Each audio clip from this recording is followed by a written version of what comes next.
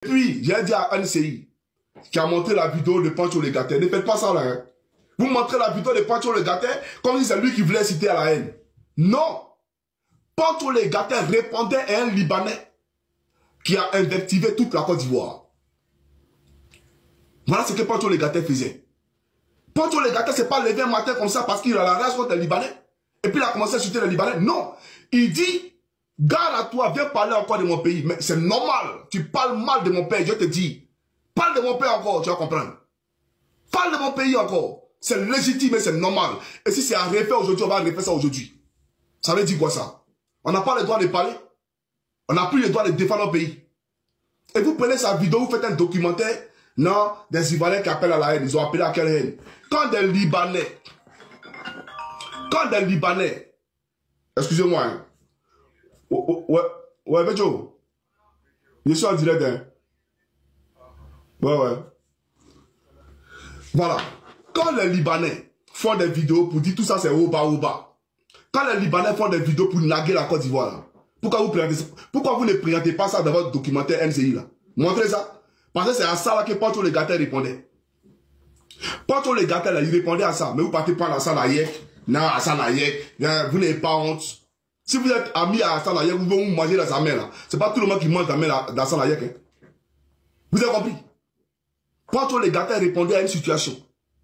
Quelqu'un a fait quelque chose. C'est une action qui appelait une réaction. Donc il a répondu à quelque chose. Présentez la vidéo du Libanais et puis présentez la vidéo de Pancho Legater. Comme ça, les Ivoiriens qui sont spectateurs là, ils vont regarder, ils vont comprendre pourquoi Pancho a dit ça.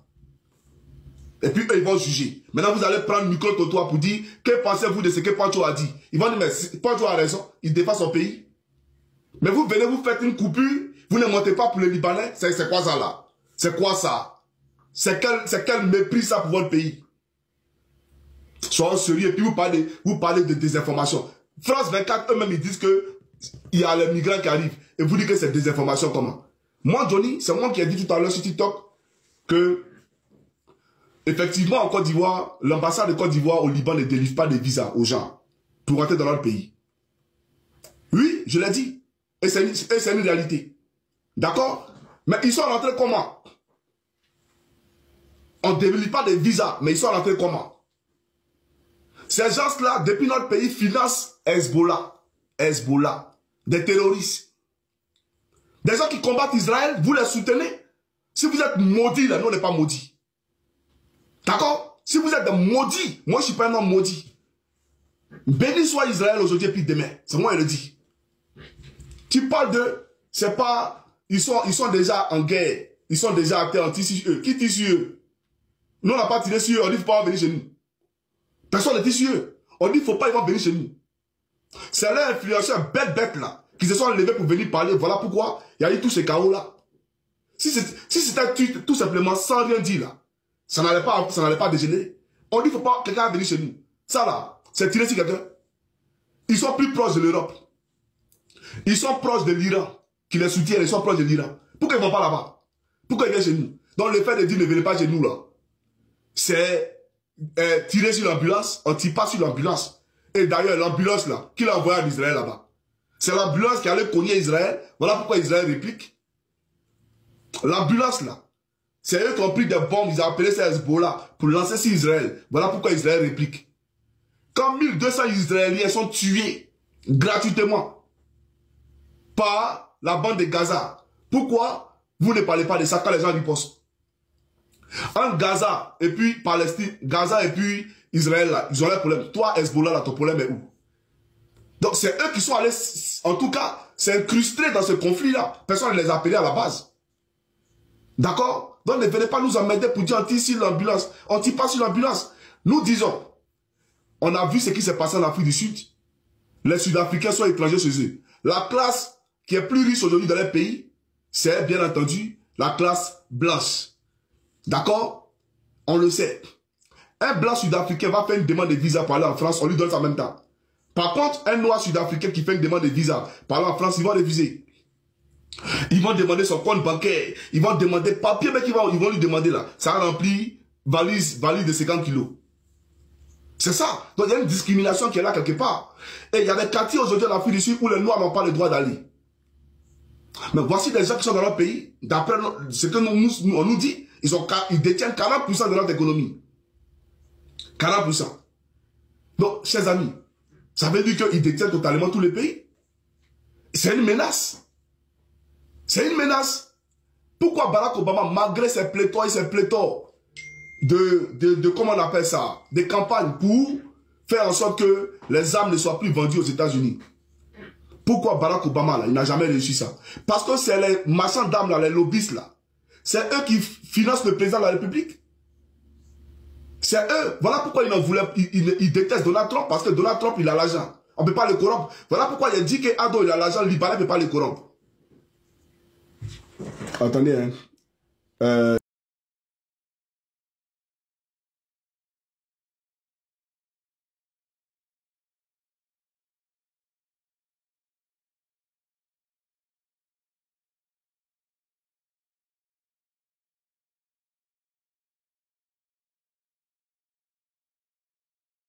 Moi, j'ai dit au président Ouattara, si on pouvait enlever la nationalité de tous les Libanais naturalisés ivoiriens, moi, j'allais dire bravo, monsieur le président.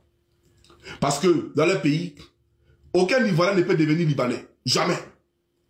Même vous, le président Ouattara, vous ne pouvez pas devenir Libanais. C'est ça la réalité. Le magistrat qui ne veut pas dire le droit, toujours qui regarde l'argent pour faire souffrir ses frères ivoiriens au profit du Libanais. Ta femme là, il faut l'envoyer au Liban. Envoie tes enfants au Liban pour aller travailler ou pour aller fréquenter. Tu vas voir si c'est possible. Pourquoi favoriser les gens et mépriser vos propres frères?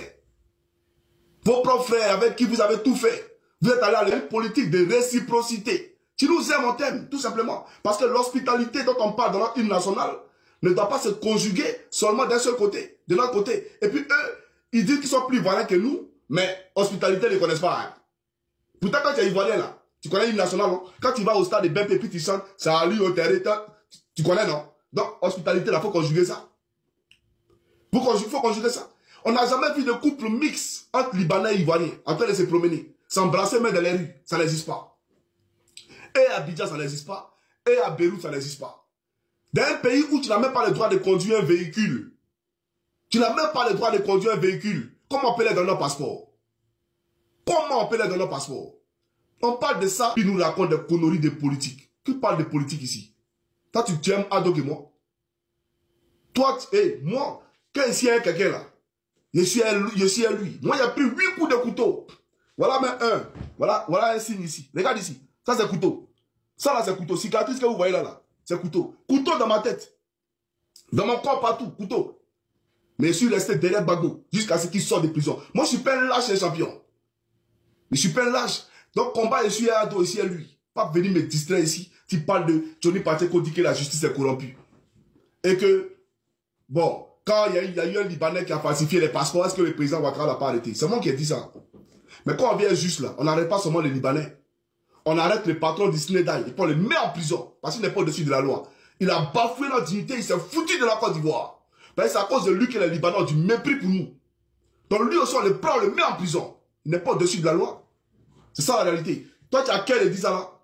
C'est que moi, je dis, tu as qu'à dire ça. Tu n'as pas qu'à dire ça au Dieu, puis demain, moi, je dis ça. J'ai été le seul ici à faire vidéo sur Bitogo. Toi, tu as fait vidéo sur Bitogo. Tu as qu'à dire son nom dans ta bouche. Comment de vendu quoi? Toi, tu as venu parler de Johnny Pacheco. Et je suis pour une Côte d'Ivoire juste. Je me bats parce que le président Ouattara, j'ai observé l'homme. J'ai écouté tous ses discours. Hein. Lui, moi, j'ai étudié l'homme. Hein. Tous ses discours. Il dit qu'il n'est pas pour la corruption. Tous ceux qui sont rendus coupables de détournement des fonds, ils seront conduits du gouvernement. Il a tout écouté. La Côte d'Ivoire, l'image qui nous a prêté du pays, là, c'est ce que moi, je regarde. D'accord? Donc, toi et moi, on n'est pas la même chose. Quand moi, je regarde un homme politique, c'est ce qui va à mon pays, comme projet, là, c'est ce qu'il regarde.